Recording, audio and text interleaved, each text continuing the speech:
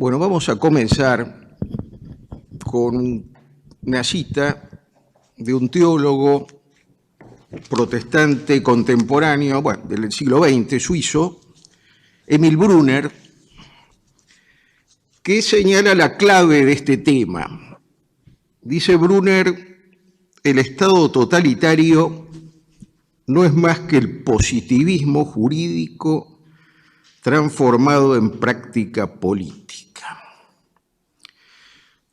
Este gran teólogo suizo, mucho más próximo a nuestro pensamiento que muchos católicos, laicos o clericales, señala un largo camino que, destruyendo la idea occidental de justicia, acaba en el Estado totalitario, que es la conversión sistemática del derecho en injusticia. Siempre el hombre ha sufrido adversidades, pero algunas, terremotos, maremotos, sequías, inundaciones, pestes, son fenómenos de la naturaleza física que pueden unir a los hombres, que pueden ser ocasión para actitudes solidarias y hasta para actos heroicos. Pero existe un sufrimiento doblemente amargo, el de la injusticia, que separa a los hombres, que destruye un orden, que arrebata a una persona lo que le pertenece. Ese sufrimiento siempre ha existido. Por eso señala Brunner que en todas las épocas ha habido poderosos que llamaron injusticia al derecho y derecho a la injusticia. Pero quedó reservada nuestra época en convertir esta inversión en principio de Estado, en regla del orden público. Pensamiento tradicional acerca de la justicia reconoce las fuentes greco-romanas y de las Sagradas Escrituras. Pero esta construcción se desmorona a partir del Renacimiento, de la rebelión protestante, de la Ilustración, del historicismo, hasta rematar en el siglo XX con la total formalización del derecho, obra del positivismo normativista, una de cuyas expresiones más destacadas es Hans Kelsen. Las revoluciones anticristianas son la última etapa de descomposición en un proceso de secularización progresiva que empezó en el Renacimiento. No son la aurora de una nueva época, sino el final oscuro de una vieja época.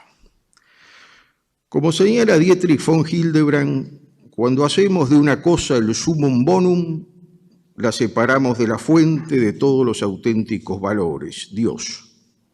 Entonces perdemos la noción de su valor real. Es una especie de venganza inmanente del orden metafísico. Aquellos que quisieron hacer del hombre el bien absoluto se cegaron ante las notas esenciales y verdaderas sobre las que se basa la dignidad humana.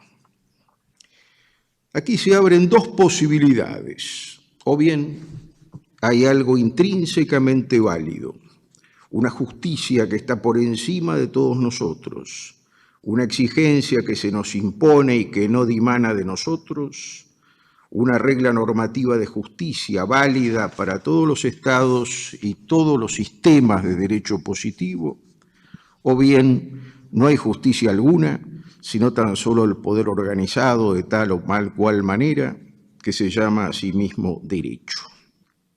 Esta justicia, que Brunner considera una regla válida para todos los estados y los sistemas jurídicos positivos, nosotros la denominamos derecho natural. Cada vez que se han buscado otras expresiones sustitutas, como orden de la creación u orden esencial de la comunidad, no se ha ganado nada y se renuncia injustificadamente a la terminología tradicional que es más clara y conocida. Este derecho natural es teocéntrico, pues su fundamento es Dios, que se identifica con la ley eterna que ordena hacia su fin a todas las criaturas según la peculiar naturaleza o esencia de cada una. Todo el universo está transido de finalidad. Dios es alfa y omega, primer principio y último fin, garantía de un orden que nunca nos puede asegurar un derecho natural antropocéntrico. Y aquí tenemos que plantearnos el tema del iusnaturalismo y del iuspositivismo, desde la perspectiva de los tres analogados más importantes del término derecho: la conducta, la norma y el poder, también llamado a veces derecho subjetivo, para advertir que en todos ellos existen exigencias indudables por naturaleza y no por determinación humana. Cuando hablamos de positivismo, lo hacemos en sentido amplio, abarcando al historicismo, al normativismo y al sociologismo. Entonces ahora vamos a ver el derecho natural y el derecho positivo, el iusnaturalismo y el iuspositivismo desde las tres perspectivas señaladas: desde la conducta, desde la norma y desde el poder. En primer lugar, desde la conducta. ¿Qué dice el positivismo?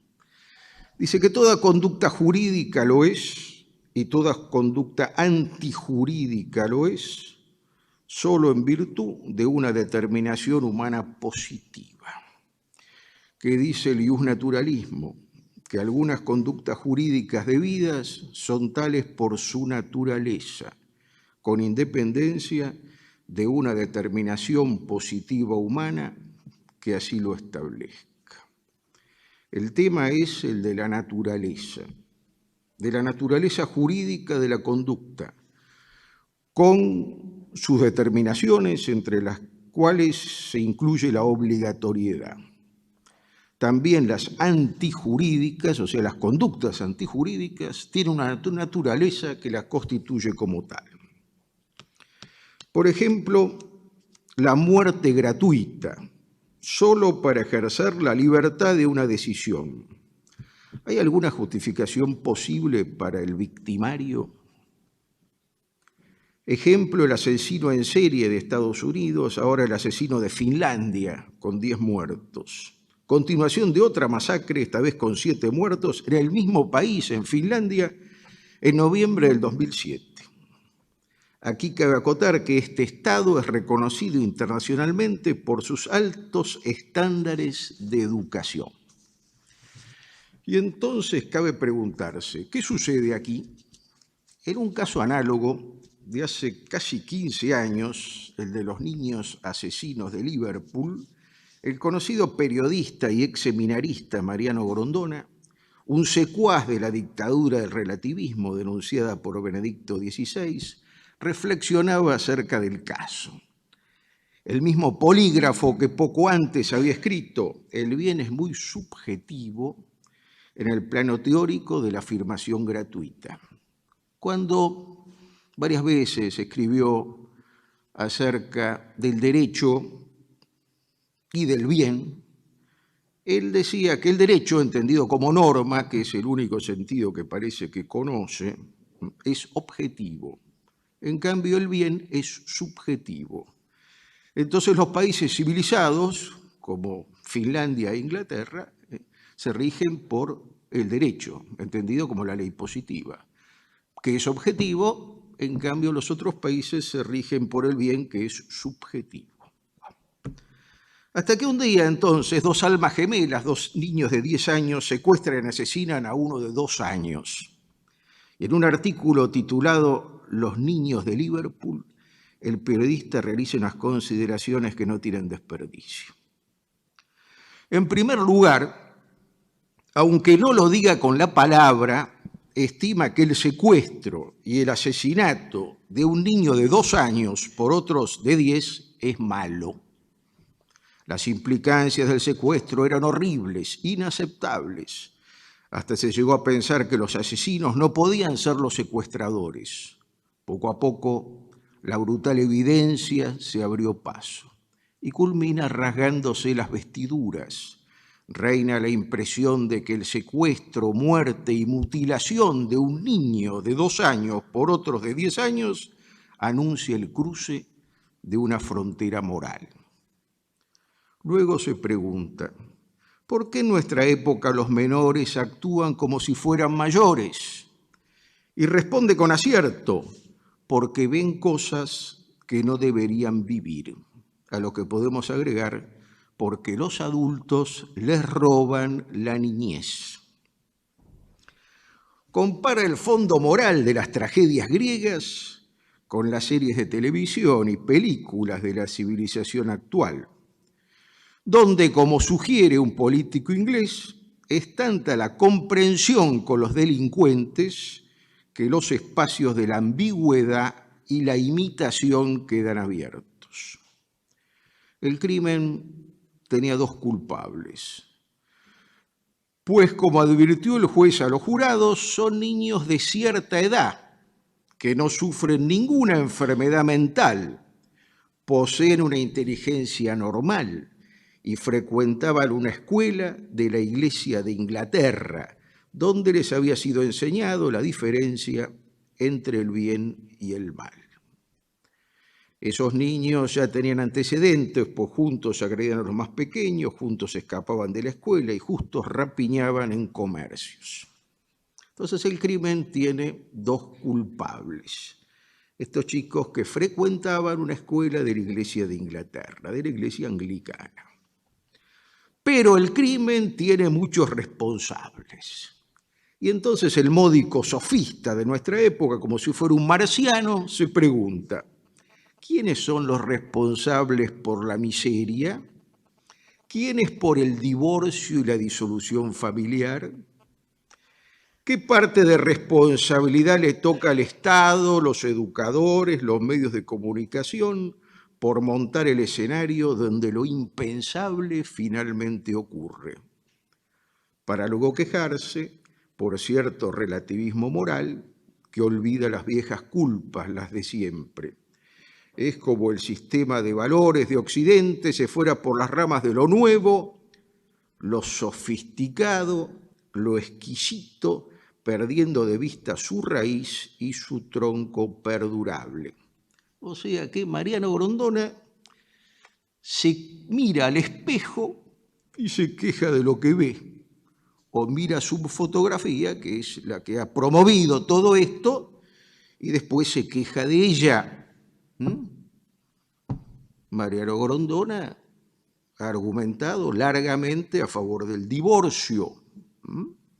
O sea, el divorcio, al fin y al cabo, no creo que haya sido la más importante etapa en la disolución familiar en la Argentina. Yo, que trabajo como escribano, todos los días hago una encuesta verídica acerca del tema de la familia, porque cada uno que va tengo que preguntarle el estado civil.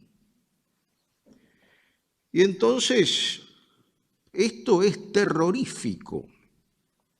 Hay escrituras a veces donde firman 4 personas, una está en sus segundas o terceras nupcias, otro está en pareja, otro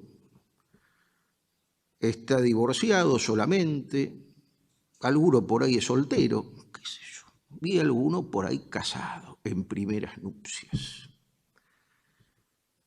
Alguno llega a decir, bueno, lo que pasa es que el matrimonio estaba pensado para otra época, donde uno vivía menos.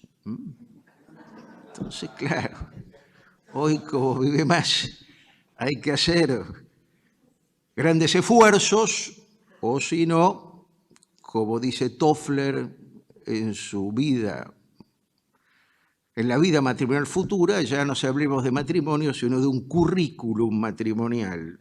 4 matrimonios por lo menos, el matrimonio de personas jóvenes, muy jóvenes, que apenas se están conociendo, el matrimonio de los amores de estudiante, como dice el tango, hoy un juramento, mañana una traición, amores de estudiante, flores de un día son. Bueno, estos serían matrimonios flor de un día.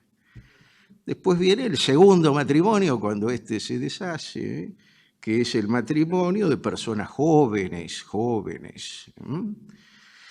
que se casan, pero para tener hijos o no tener hijos, y los hijos molestan al desarrollo de los padres, al desarrollo profesional, académico, etc. Entonces es mejor no tener hijos, y si no, si se tienen hijos, y bueno, entonces no cuidarlos, y que ciertas instituciones, que serían los propadres, los otros son los biopadres, se encargarían del cuidado de los hijos, y al padre se lo devuelven siendo una persona adolescente irresponsable. Bueno, claro, ese matrimonio también tiene pocos lazos, porque al fin y al cabo los hijos unen.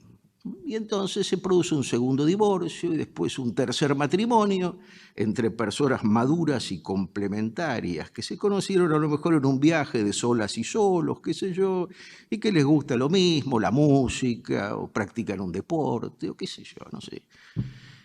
Y esto, bueno, dice un matrimonio que va a durar bastante. ¿Hasta cuándo? Dice, y hasta que llegue la época de la jubilación. Porque claro, con la época de la jubilación uno va a ganar mucho menos, va a entrar la miseria por una puerta, va a salir la felicidad por la otra, y bueno, y entonces eso se va al demonio y uno acaba en un geriátrico, ese depósito de viejos que tantas veces visito por mis tareas profesionales.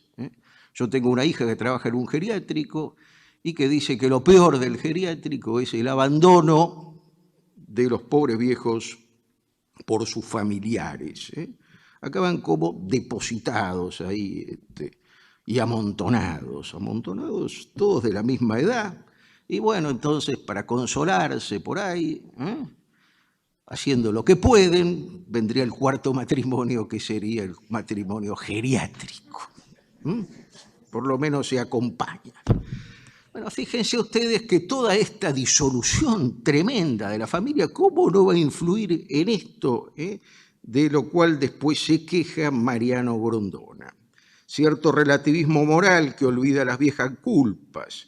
Es como si el sistema de valores de Occidente se fuera por las ramas de lo nuevo, lo sofisticado, lo exquisito, perdiendo de vista su raíz y su tronco perdurable. Esta raíz y el tronco perdurable es la afirmación del orden natural y del orden cristiano, no es otro. El matar a otro sin justificación alguna es antijurídico, aunque no existiera norma jurídica alguna que lo prohibiera. Hace unos años, con motivo de la masacre de Beslam, yo escribí un artículo que salió publicado en Mendoza y en España, que se llamaba La injusticia del terror. Entonces ahí analizaba la evolución del terrorismo. Algunos olvidan a veces a propósito que el terror nace en la Revolución Francesa. Estos son los que inventaron el terror. Y este terror, bueno, puede ser terrorismo de Estado, terrorismo que no sea de Estado, pero es terrorismo al fin. Y poco a poco, el terrorismo, que tenía ciertos límites originalmente, pasa no solo a no tener límites, sino a ser mejor en la medida en que destruye más. Fíjense ustedes que en la época del terrorismo de los anarquistas, de los que habla Camus, por ejemplo, había ciertos límites. Unos terroristas que iban a poner una bomba en un tren y no la pusieron. ¿Por qué? Y porque viajaba el duque con los hijos, y los hijos no eran culpables, según ellos, ¿no? Entonces no ponen la bomba. Otra vez que iban a disparar, excepto contra los soldados, iban a disparar contra los oficiales nada más. En cambio ahora no, si se puede poner un explosivo en un colegio, mejor todavía, mejor. El terrorismo es producto del odio. El terrorista mata y a veces muere para matar mejor a hombres y mujeres, viejos y chicos, ricos y pobres, a menudo gente indefensa. que no le han hecho nada y que ni siquiera los conoce, los que han educado, envenenado, condicionado, son también culpables, glorificando mañana noche su así llamado martirio, lo han motivado armando y empujando a la muerte y al asesinato. Es interesante esto porque lo dice Elie Wiesel, que es un judío que fue prisionero en campo de concentración, y hace una vez una comparación entre el terrorismo de los nazis y el terrorismo hoy de los palestinos. Y dice que el terrorismo de los nazis era menos malo. ¿Por qué? Y porque era un terrorismo que uno sabía contra quién estaba combatiendo.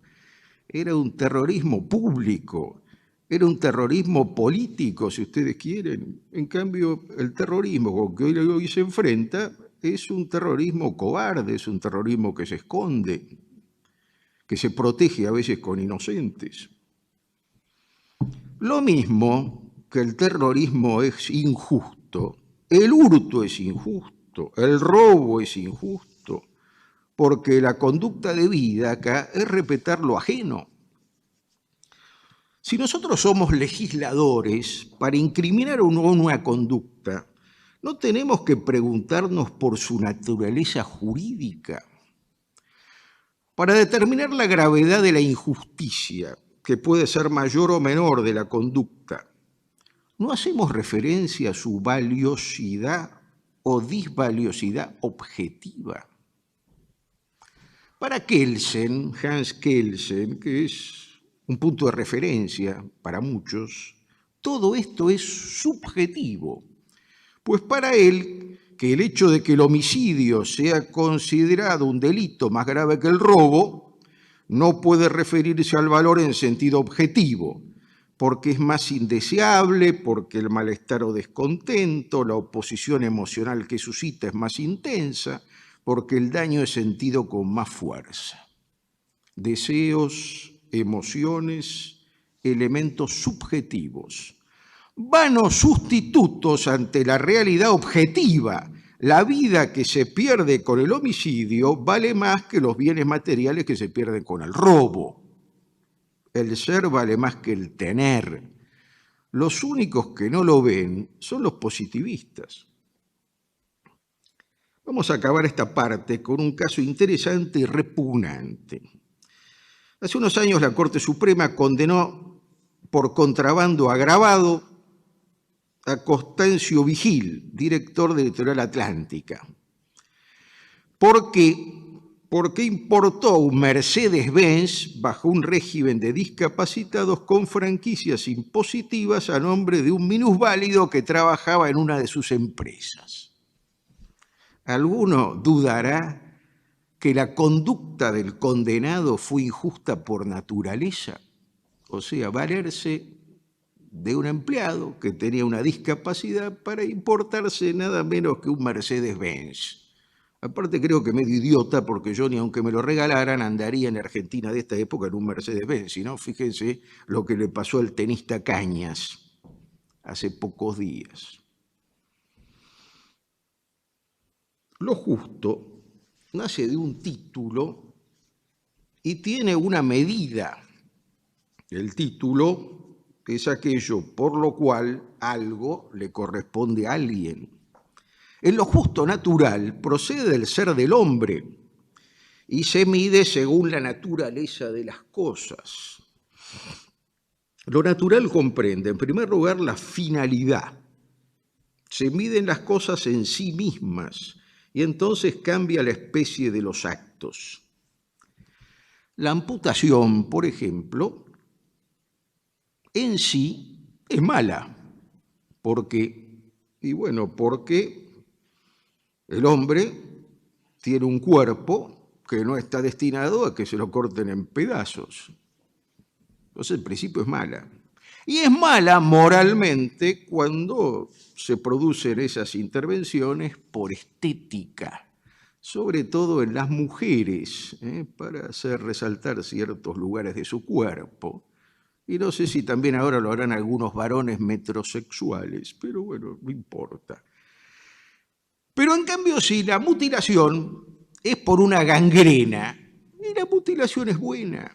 Un amigo mío, que era diabético, le sacaron un ojo y le cortaron un pie, porque si no, se gangrenaba todo el cuerpo. Ven ustedes cómo lo natural comprende la finalidad que en ambos casos debería ser salvaguardar la salud. Segundo, la cantidad. 2 bolsas de medio kilo equivalen a una de 1 kilo. La cualidad. No es lo mismo un caballo amansado que uno chúcaro. Tercer lugar, la relación.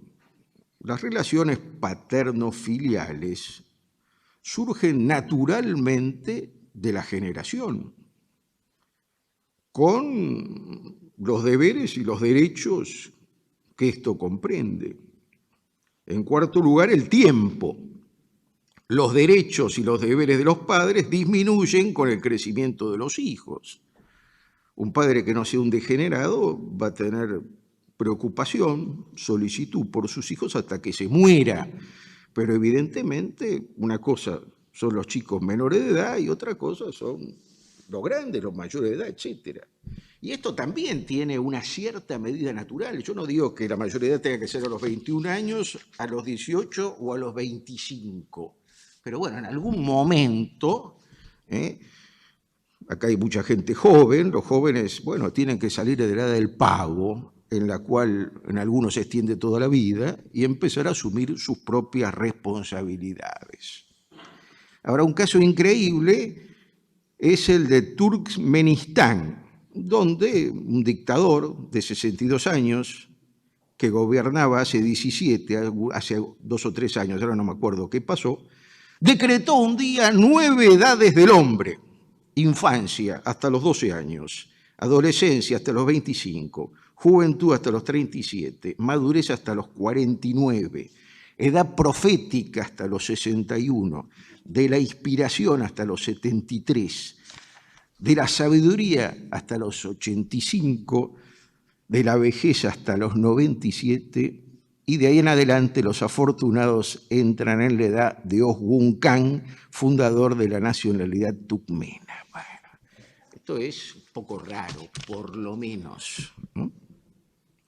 Hay cosas que pertenecen al hombre en virtud de su naturaleza, como su propio ser. El hombre como sujeto de derecho es un dato natural.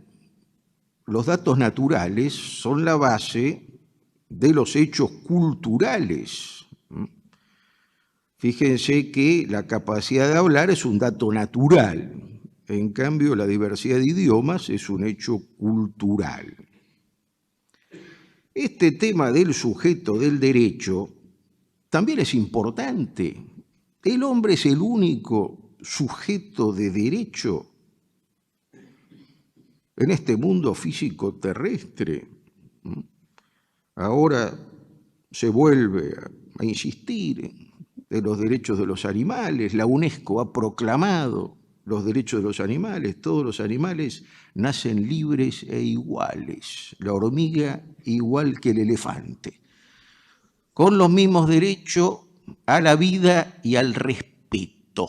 Bueno, fíjense, mosquitos, arañas, víboras, tienen los mismos derechos a la vida y al respeto que ese noble perro al cual se refería el padre Bojorge en la parábola del perro, que nos daba una lección a los humanos sobre cómo relacionarnos con Dios, cómo Él se relacionaba con el amo. Entonces, el único sujeto de derecho es el hombre, porque es el único que tiene las cualidades requeridas por lo jurídico, y eso es un dato natural.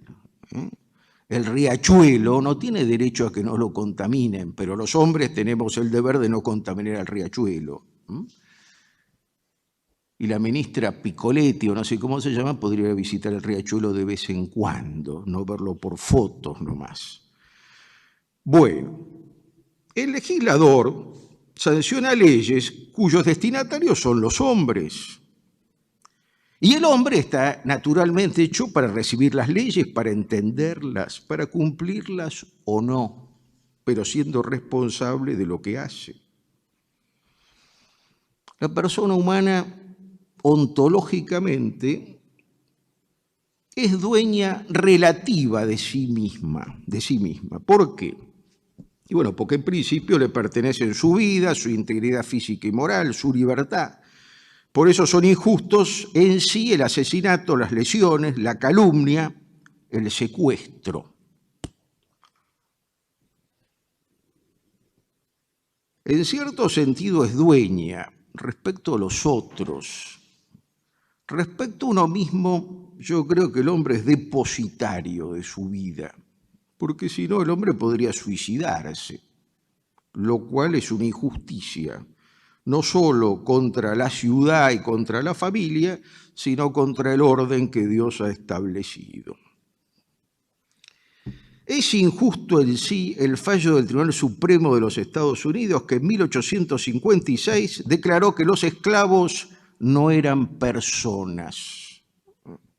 Los esclavos eran personas, a pesar de que en nuestros días parece que más de 100 millones de personas viven en condiciones de esclavitud. Y creo que en otros lugares, como en la India, hay 160 millones de personas que no son consideradas personas, por eso ahora han formado un partido político, a ver si los reconocen. Muchos de estos son los intocables, que como más hay bastante que son cristianos, bueno, son intocables al cuadrado. Existen ajustes naturales. El préstamo de un libro, la deuda y el deber de restitución surgen de un ajuste natural. El trato distinto a dos enfermos con enfermedades distintas. No es lo mismo tratar la obesidad, que ahora empieza a ser perseguida la obesidad. Ya se han olvidado del estado ético y ahora en Europa piensan imponer el estado estético. Bueno, si uno va enfermo de obesidad lo van a tratar distinto que si va enfermo de anorexia, creo.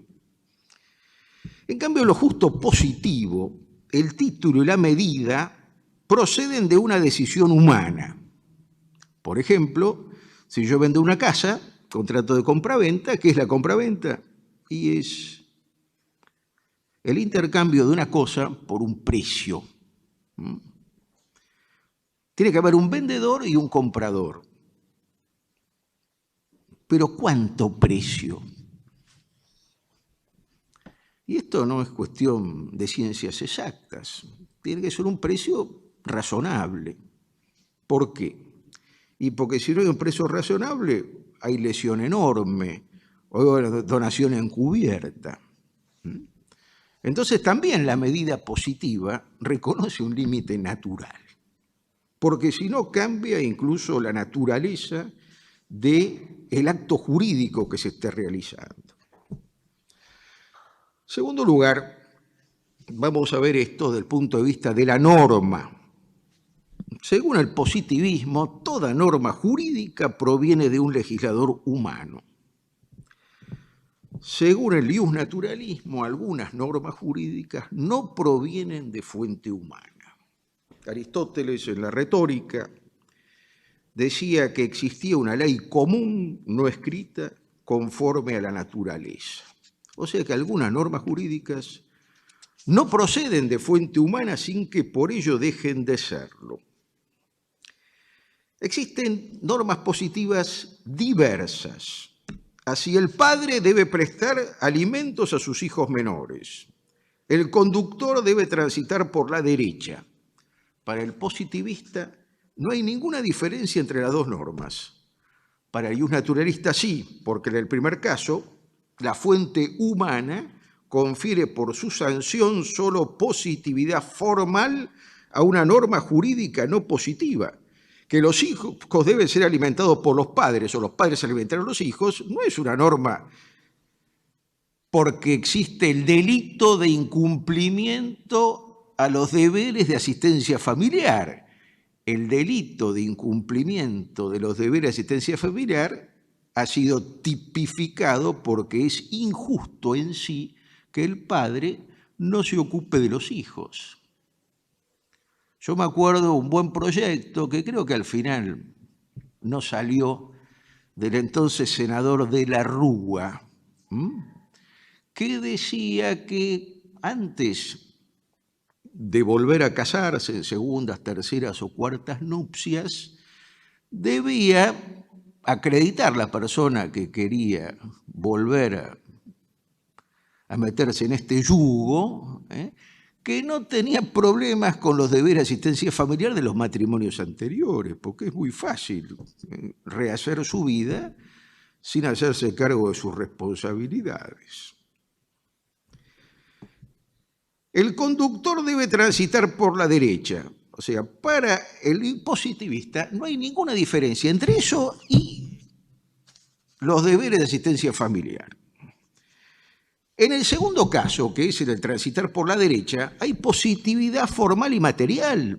¿Por qué? Y porque el contenido está determinado positivamente por la norma humana. Podría ser circular por la izquierda. Contra el positivismo tenemos que destacar que la potestad de sancionar normas positivas es de origen natural y que las normas humanas deben justificarse racionalmente y no explicar un hecho, el de poder imponer prescripciones y asegurar la observancia. Además, cabe destacar, primero, que la norma positiva humana no puede abrogar los mandatos y prohibiciones naturales. Es violencia, prepotencia, carece de racionalidad y por lo tanto de juridicidad en el sentido estricto de lo justo. Por ejemplo, en Zúrich, en Suiza, está permitido el suicidio asistido, o sea, una forma de eutanasia, donde lo han empezado a aplicar en los hospitales municipales, donde van los pobres y en cuyos frontispicios se podría escribir lo mismo que Dante escribió a la entrada del infierno: los que entren aquí abandonen toda esperanza. Claro, la medicina que desde la época de Hipócrates trataba de salvar la vida en medio de lo posible, ahora, bueno, en lugar de eso puede llegar a matar. En Holanda y otros países, los matrimonios homosexuales. Hoy nos hemos enterado que el Senado de esta sufrida provincia de Buenos Aires modificó el artículo 69, inciso A del Código de Faltas, que sancionaba como viciosas las prácticas homosexuales. Y el artículo 92, inciso E, que penalizaba el travestismo. Según afirmó el diputado de la coalición cívica, Sebastián Chinquerri, es un logro importantísimo en pleno siglo XXI. Adelante, pues, culatonis y travestis, como culatonis le dicen en italiano búlgaro. Segundo, la norma jurídica injusta tiene efectos, y tiene efectos jurídicos también: la desobediencia, la resistencia pasiva, la resistencia activa. Tenemos el ejemplo de los mártires en el magnífico libro de Ruiz Bueno, Las actas de los mártires. Ustedes pueden leer todos los testimonios de aquellos que murieron en las épocas de persecución del Imperio Romano, que no fueron siempre, porque hubo épocas de tolerancia, pero las persecuciones con el mismo argumento que está en los Hechos de los Apóstoles: es necesario obedecer a Dios antes que a los hombres. Hay unas actas magníficas que son las actas de San Acacio, donde San Acacio le dice al procurador romano que bueno, que él lo respetaba al emperador, que rezaba por él, que tuviera larga vida, que triunfara en sus empresas, que lo protegiera de los enemigos, etc. Pero que adorarlo no. O adoras o mueres. Parece la exigencia, dice, de los bandidos de Dalmacia, que emboscan a los caminantes y le dicen la plata o la vida. Esto es más o menos lo mismo. Si yo fuera un ladrón, un asesino, un corruptor del sexo viril, dice, yo me condenaría a mí mismo. Pero me vas a condenar por negarme a rendirle culto al emperador, que es un hombre como cualquiera. Bueno, la cuestión que apelaron al emperador y San Acacio ganó la apelación. El emperador se convenció de que que estaba dispuesto al martirio, tenía razón. Tantos casos, el de Peribáñez, el de Fuenteovejuna, el de los cristeros, hasta la reciente resistencia del campo, en el cual las razones de la tierra triunfaron contra las ideologías, y no solo contra las particularmente enfermizas de los gobernantes, sino también contra las que separaban a entidades y hombres enrolados en las mismas o análogas tareas. Tercero, lo permitido por la ley natural jurídica puede por justa causa ser regulado y hasta prohibido por la ley positiva humana. Por ejemplo, la libre circulación, se puede exigir el pasaporte, se puede prohibir en caso de pestes, enfermedades infecciosas, etc.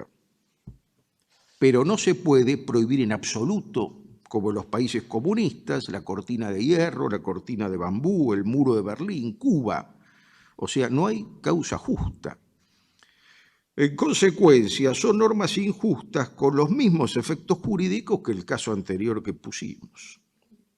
Tercer lugar, desde el poder jurídico. El positivismo dice que no existe ningún poder jurídico o derecho subjetivo si no existe una norma positiva humana que se lo confiera a un sujeto. En cambio, el justnaturalismo dice que algunos poderes jurídicos o derechos subjetivos pertenecen a sus titulares aun cuando no existe una norma positiva humana que se los asigne y aun cuando hubiera una norma positiva humana que se los negara o desconociera. Es el mismo problema que se plantea con el título como fundamento del poder jurídico. O todo lo que funciona como título jurídico existe solo en virtud de una norma positiva humana que así lo determina, o algo es título jurídico y funciona como tal, con prescindencia de una norma positiva humana que le asigne ese título. La legislación y la jurisdicción competen en el Estado por naturaleza o en virtud de una norma positiva humana. Evidentemente que es por naturaleza. En la última guerra mundial, el rey de Bélgica gobernó a través de un sistema de decretos leyes. Según la Constitución, las leyes debía sancionarlas el rey con el Parlamento, pero el Parlamento no podía reunirse. Acabada la guerra, un fiscal reclamó la nulidad de todos los decretos leyes. Y al final la justicia convalidó todos los decretos leyes porque en esas circunstancias el Parlamento no podía reunirse y un país no podía estar sin gobierno. Un keynesiano, bueno, hubiera anulado todos los decretos leyes, porque como ellos están más allá de las circunstancias, de las necesidades, de la fuerza mayor, todo eso parece que no existiera. El caso de la patria potestad. El título de la paternidad es natural, y claro que es natural. El honor de una persona es natural. ¿O el honor existe porque existen los delitos de calumnias e injurias? El legislador constituyente tiene discrecionalidad total para afirmar o negar cualquier poder jurídico, derecho subjetivo o título. No. Porque en primer lugar existe lo justo en sí, el legislador lo reconoce, dicta las normas positivas que establecen poderes para satisfacerlo. Fíjense, ¿por qué no hay que robar? Porque existe la propiedad, y existe la propiedad como derecho, es verdad que enmarcado en el bien común, con posibilidad de que exista la expropiación, pero tiene que ser por motivos de necesidad pública y tiene que ser justamente compensado el expropiado. De allí surge el precepto de no robar o de no hurtar. Bueno, ahora nos toca ver un poco el tema del Estado, forma que hoy asume la comunidad política y que tiene poco que ver, por lo menos para mí, con sus antecedentes, con la polis, con las civitas, con el reino. Este Estado, creo, no es una persona de bien, sino en general es un enemigo de las personas, de las familias y de los otros grupos infrapolíticos. Estoy hablando en general, el Estado contemporáneo. Es un Estado que exhibe su apatridia religiosa por arriba y su desarraigo social por abajo, y ejerce su poder sobre individuos atomizados y masificados. Este Estado es totalitario en general porque se caracteriza por la omniestatalidad. Todo puede referirse a él y él puede meterse en todo. Han desaparecido los límites que aseguraban a las personas y a los grupos espacios de libertad, de autoridad y de responsabilidad. Es común hablar de los totalitarismos, del nazismo, del fascismo y del comunismo. No voy a defender a ninguno de los tres, aunque, como bien dice Brunner, no hay que olvidar que el Estado totalitario se realizó plenamente en el Estado comunista bolchevista. Fue la más plena realización del Estado totalitario. Aunque a alguno acá no le guste, yo creo que el nazismo y el fascismo también fueron estados totalitarios.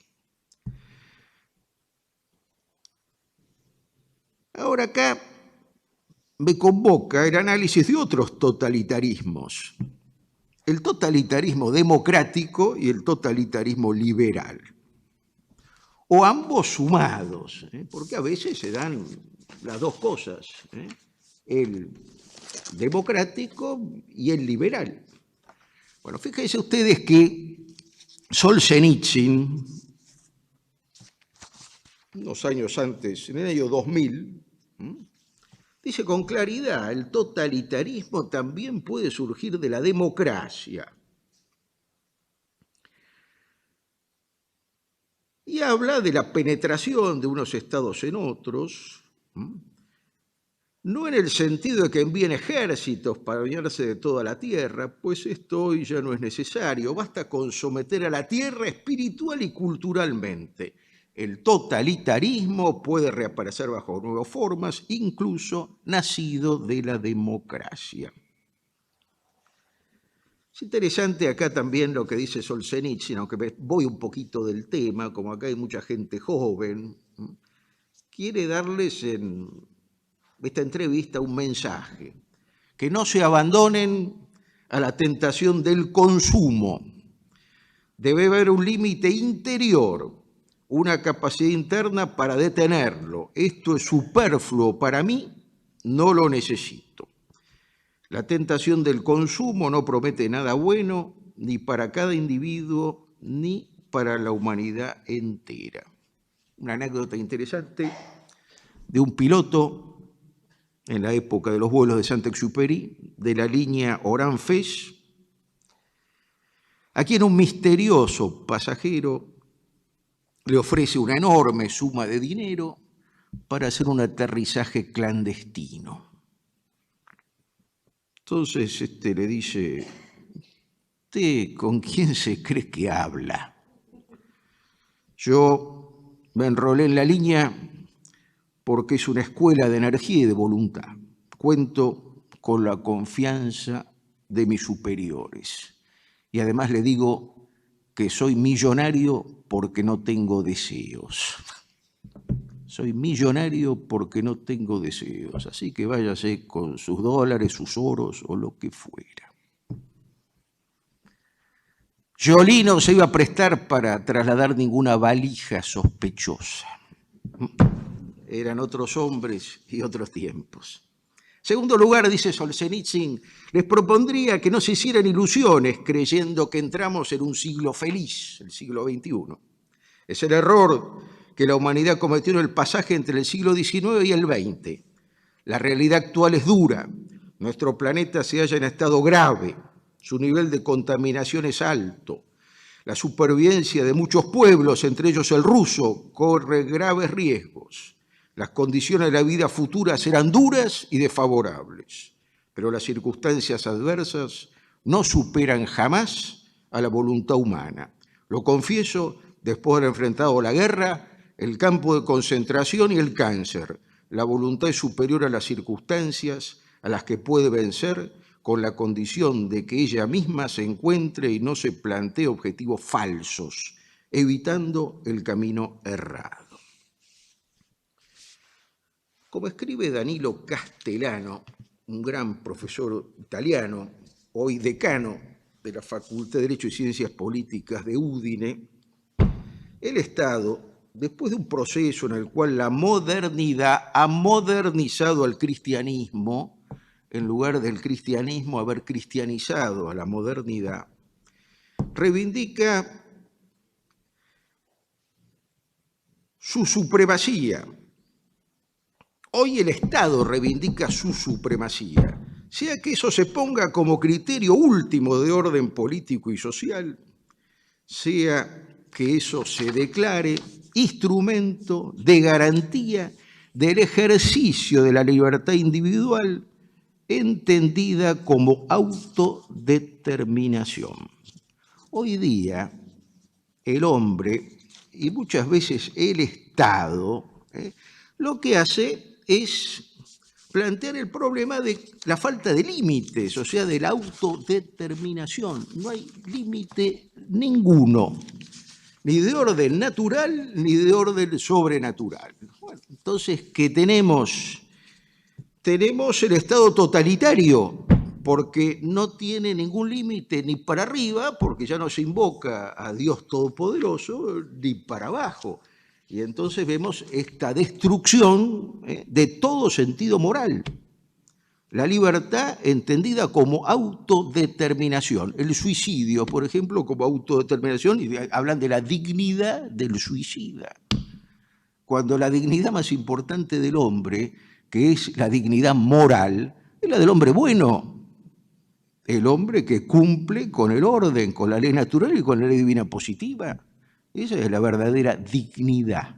La dignidad ontológica la tenemos todos, el problema es la dignidad moral. Son dos casos los que señala Castellano. En cualquiera de ellos, dice, sea el Estado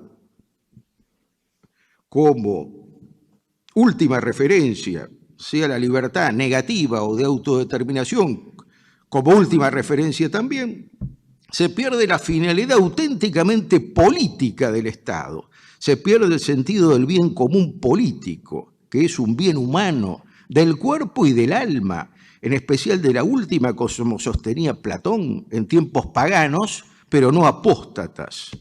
Ignorar el bien es caer en el relativismo, disociar la libertad del bien, transformarla de medio en fin, es principio de desorden y caos mental, social y político. Este es el relativismo colectivo en el cual desemboca al final, este relativismo colectivo, en el Estado totalitario liberal. Pero también tenemos el totalitarismo democrático. Como señala el profesor Talmón, de la Universidad Hebrea de Jerusalén, el origen de este totalitarismo está en Juan Jacobo Rousseau.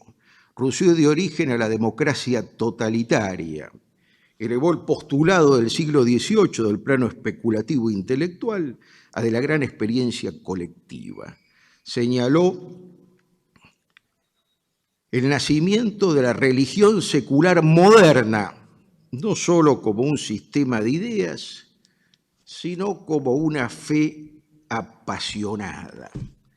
Claro, acá aparece el tema de este tipo de totalitarismo democrático como una nueva fe, como una nueva religión. Esto viene de la Asamblea de la Revolución Francesa, donde aparecía un tal Clots, el orador del género humano. Ha llegado la crisis del universo. La suerte del género humano está en manos de Francia. La religión de los derechos del hombre inspirará menos virtud, celo y entusiasmo que la religión de los falsos profetas. Acá tenemos una nueva religión con sus templos, su culto, su fiesta, sus apóstoles. Decía Robespierre, el verdadero templo del ser supremo es el universo, su culto la virtud, su fiesta es la alegría de un gran pueblo reunido bajo sus ojos para estrechar los vínculos de la fraternidad universal. Estaba el juramento de uno de los clubs: juro que nunca tendré otro templo fuera de la razón, otros altares que los de la patria, otros sacerdotes que nuestros legisladores, otro culto que el de la libertad, la igualdad y la fraternidad. Ustedes saben que la Revolución Francesa pretendió cambiar el calendario. Una vez yo escribí un trabajo que se llamaba El domingo, último bastión de la cristiandad. Acá creo que nosotros nos queda el domingo y el calendario de lo que era la cristiandad. No nos queda nada más, por eso tenemos que luchar por lo menos por conservar el dominio y el calendario. Bueno, había evidentemente una base de la nueva religión, que era la diosa razón. Ustedes recuerdan que fue entronizada en los altares de Notre Dame, de Nuestra Señora de París, en la figura de una prostituta, su cortejo, el progreso, la ciencia, la virtud. Y bueno, todo una legislación que en menos de 10 años sancionaron 15.000 leyes y se preguntaba Joseph de Maistre, ¿por qué tantas leyes? Porque no hay ningún legislador. Acá se podría, decir muchas cosas más acerca de esta nueva religión. Bautizó como la puerta de la igualdad la que conducía al cementerio. Un club exigía que todos los antiguos sacerdotes que no desempeñasen una ocupación fuesen deportados, a menos que ofreciesen testimonio de arrepentimiento casándose.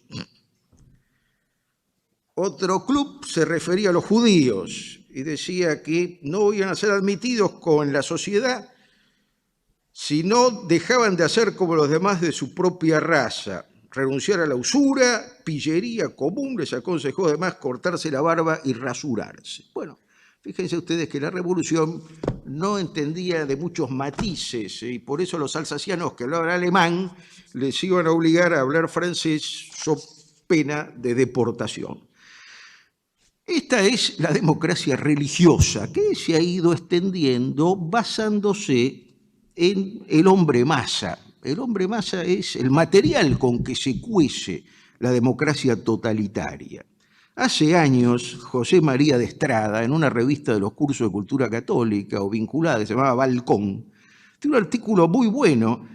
Él está hablando acá de la democracia tumultuaria, pero acá va hablando de la democracia totalitaria. Dice, el hombre masa es aquel cuya nota principal consiste en una imponente abulia mental. Es aquel que parece tener el deliberado propósito de no usar jamás la facultad de reflexión. Su inteligencia se ha reducido a una función fisiológica y así como respira el aire que le circunda, también con la misma naturalidad asimila las opiniones que flotan en el ambiente sin el más mínimo análisis. Fíjense que esto está escrito hace 60 años. La democracia tumultuaria significa el dominio de los mitos, de las pseudoideas del hombre masa. Tal democracia es intensamente opresora, absorbente, intolerante, totalitaria. Significa el predominio de la opinión sobre la razón, de la cantidad sobre la cualidad.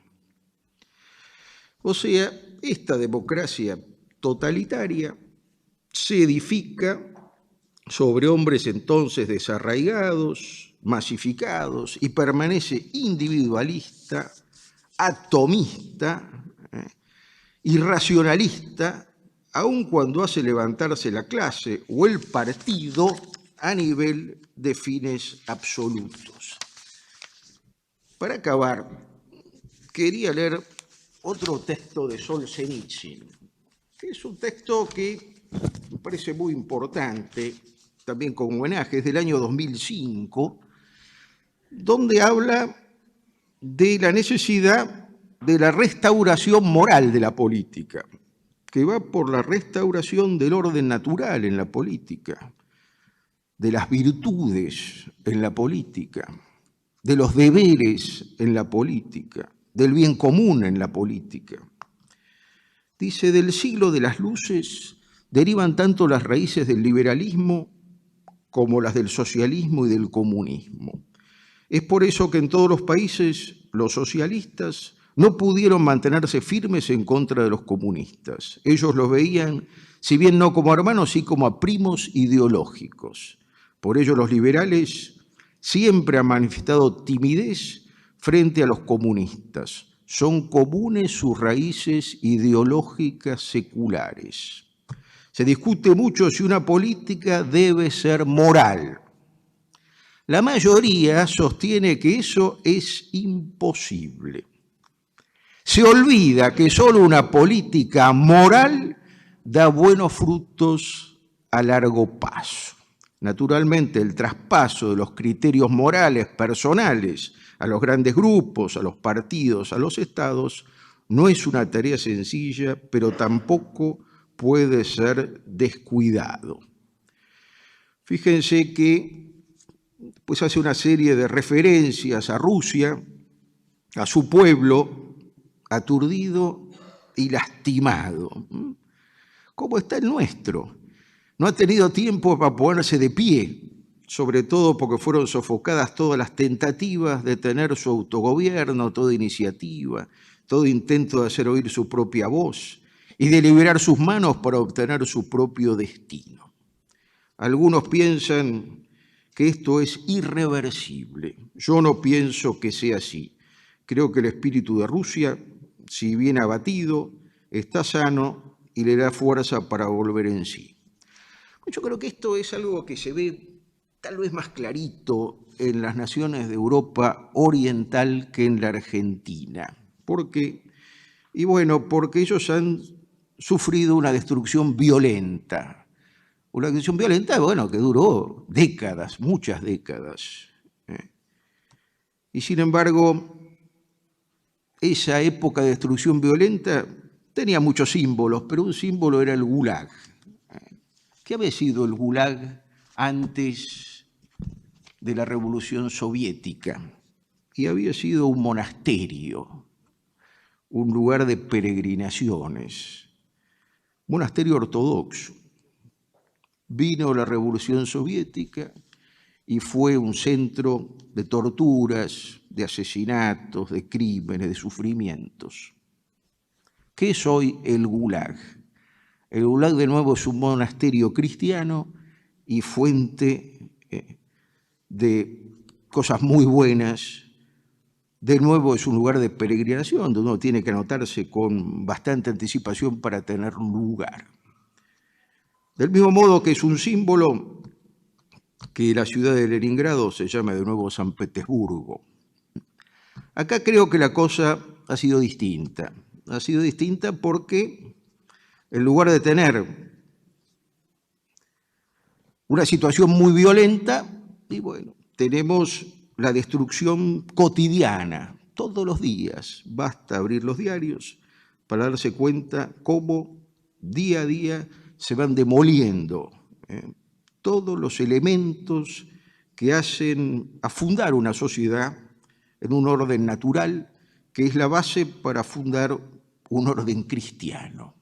Cuando Tomás Casares hablaba de la plenitud del derecho, o del derecho que tenía el hombre a la esperanza sobrenatural, porque era el derecho que lo ubicaba bien, superando por un lado la desesperación y por otro lado la presunción, y lo ubicaba bien en su camino en este mundo, presuponía por debajo de ese orden natural, un orden natural en el cual el orden sobrenatural pudiera asentarse. Hoy yo creo que aquí hemos perdido los dos órdenes. Y sin embargo creo que no estamos derrotados, como no están derrotados los rusos. La Unión Soviética ya pasó y esto espero que pase. Lo que sucede es que tenemos que combatir todos los días. Hay una poesía de Carlos Obligado, en su poema Patria, y con esto quiero acabar, que decía, como el saber elaborar profundo, el arte pródiga con sustanciosas mieles, la espada alerta, aunque no tengamos ejército, pero nuestra espada, por lo menos, de la palabra, la espada alerta porque el mundo es mundo y así serán eternos los laureles. Nada más.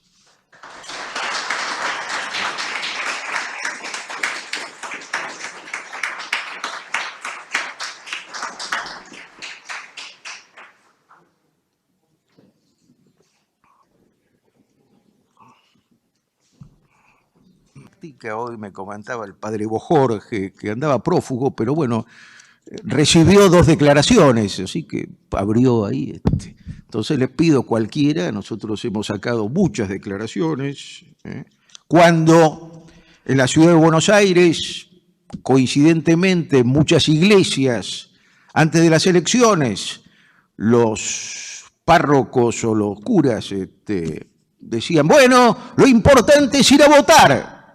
No importa por quién voten. Ah, claro, muy fáciles, ¿eh? No importa por quién voten. Entonces, en Córdoba, peor. Anótense de fiscales, no importa por qué partido. Da lo mismo todo. Fíjense, nuestra pastoral.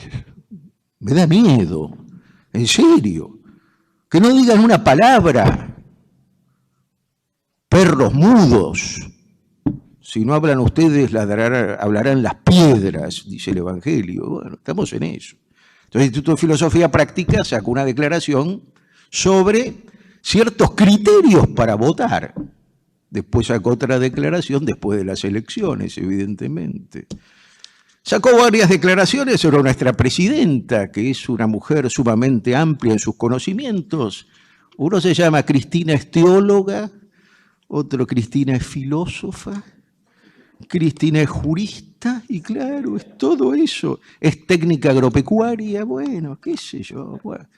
Pero no solo con esas declaraciones, sacamos una declaración cuando al Papa lo desinvitaron en la Universidad de La Sapienza. Sacamos otra que es ser oligarca hoy en la Argentina. Las últimas dos son, una, el aborto como derecho humano, que ha sido proclamado en Europa, y la última es sobre la idoneidad, que es un requisito para gobernar del artículo 16 de la Constitución. Rusia sigue siendo un peligro comunista.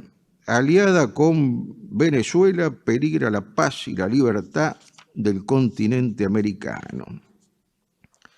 Rusia, sin la consagración de María, continuará con el camuflaje de oveja. Esta es una tesis que sostienen amigos míos, que Rusia sigue siendo comunista. No es así. Yo creo que no es así. Yo discrepo acá con la pregunta.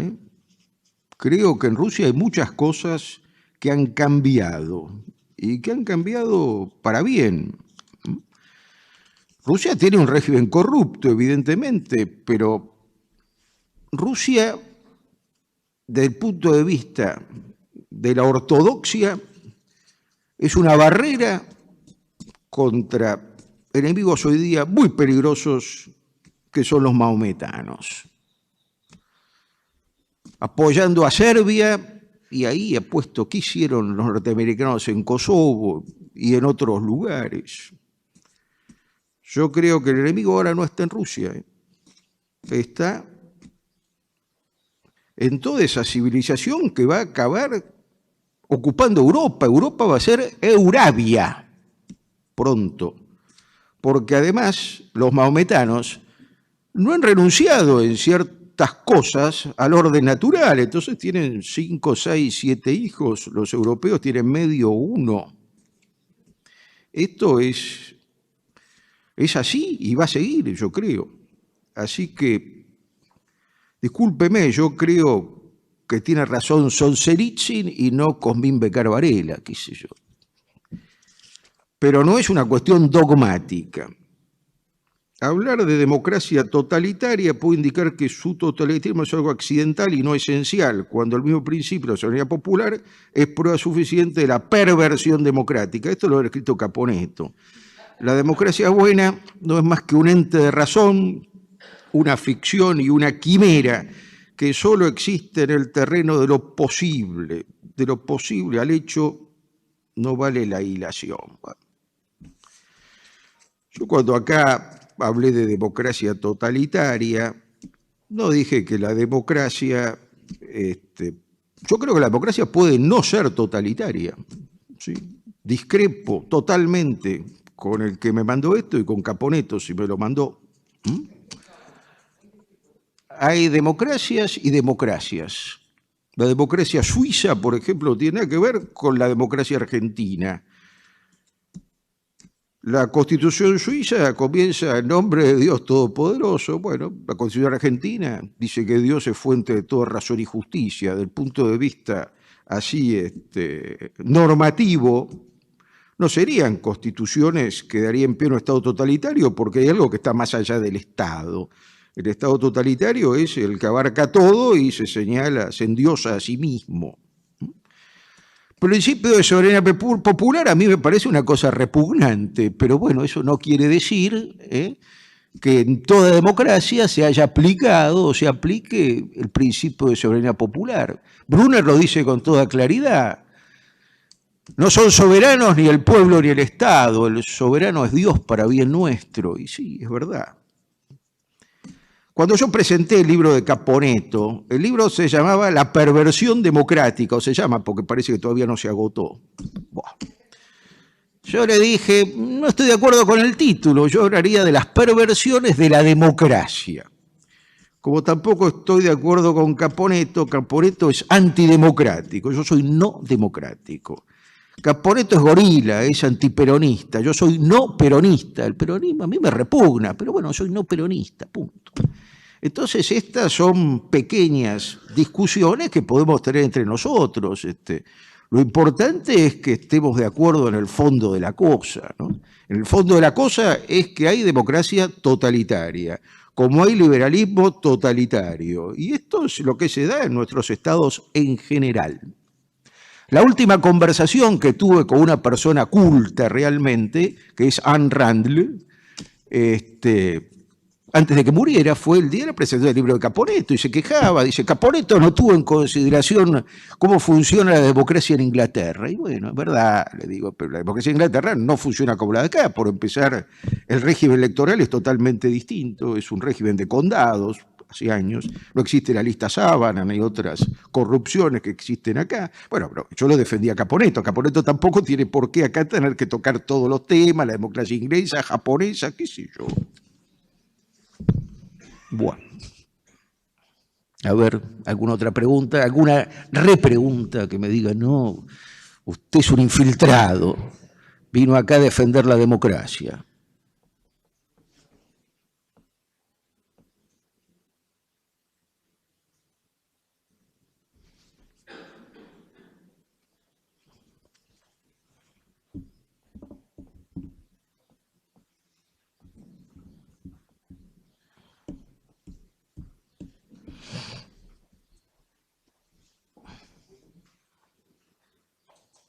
Metele que esto se está calentando. A ver. Bueno, ya sé, yo no tengo la culpa.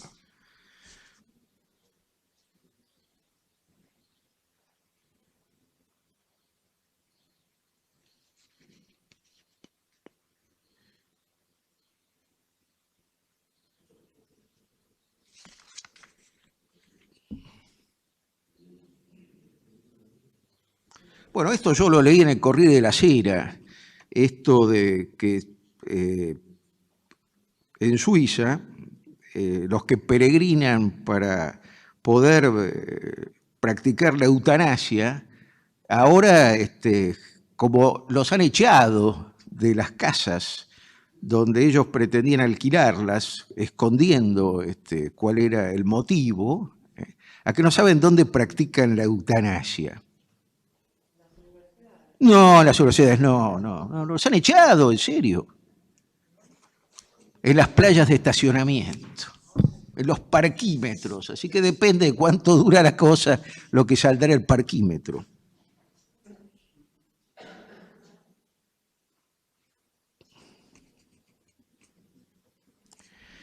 El voto, ¿esa es la única que queda esta? El voto de Cobos en el conflicto agrario.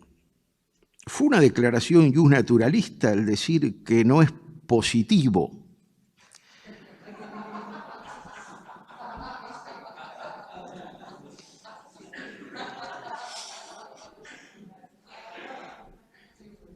Bueno, yo acá creo que evidentemente no era positivo porque era típicamente una ley injusta.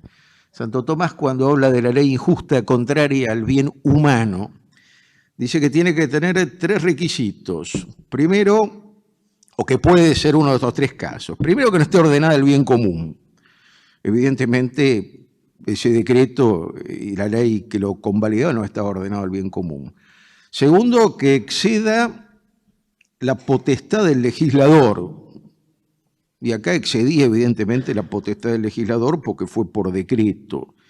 Y hay una larga tradición constitucional que está incluso en la nuestra que dice que todo lo que tenga que ver con imposición de impuestos o reclutamiento de tropas tiene que ser por ley y empezar por la Cámara de Diputados. Y en tercer lugar, distribuía las cargas de modo muy desigual, o sea que era injusta por todos lados.